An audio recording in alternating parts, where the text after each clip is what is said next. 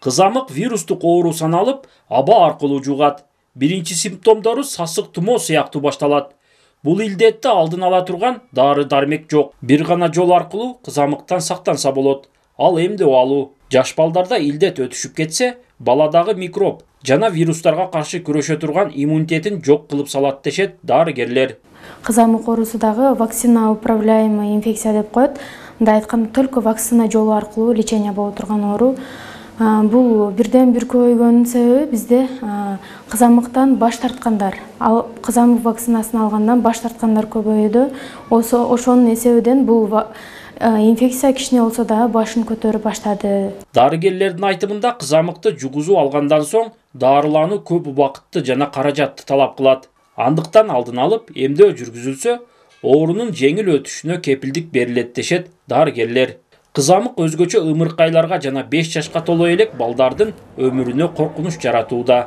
Кызамык оорулары кабылдоосу өтө эле тез жаш балдарда өрчүйт. Кабылдоолору кантип биз түшүндүрсөк, көздүн сезгенүүсү, конъюнктивит, угуунун начарлоосу, атиттер менен белгиленет. Кээ бир учурларда биз азыркы эле өзүбүздүн Кыргызстанда кездешип аткандай өлүмгө чейин алып келчү оорулар болуп эсептелинет. Маалыматка ылайык, кызамык оорусунун жайылып кетүүсүнүн бирден бир себеби эмдөөдөн баш тартуу.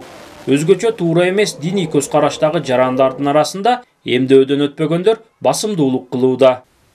Биздин динибизде бул эмдөө боюнча өзгөчө ушул азыркы күндөгү ар түрлүү оорулардын, жугуштуу оорулардын көп чыккандыгына байланыштуу биздин динибизде ушул оорулардын дарысы, эмдөөсү кайсы экендигинде ошол ар бир кесиптин өз адистеринин берген көрсөтмөлөрүнүн негизинде ага шарият колдоо көрсөтөт. Облус аймагында ушул жылдын 7 ай аралыгында эмдөөдөн баш тарткандардын 239 учуру катталган. Алардын 200-ü диний көз караштагылар. 39-у интернет булактарындагы далилсиз маалыматтарга таянгандар. Эмдөөдөн баш тартып жаткан жарандарга саламаттыкты сактоонун тиешелүү кызматкерлери, облустук казыяттын өкүлдөрү тарабынан түшүндүрүү иштери жүргүзүлүүдө.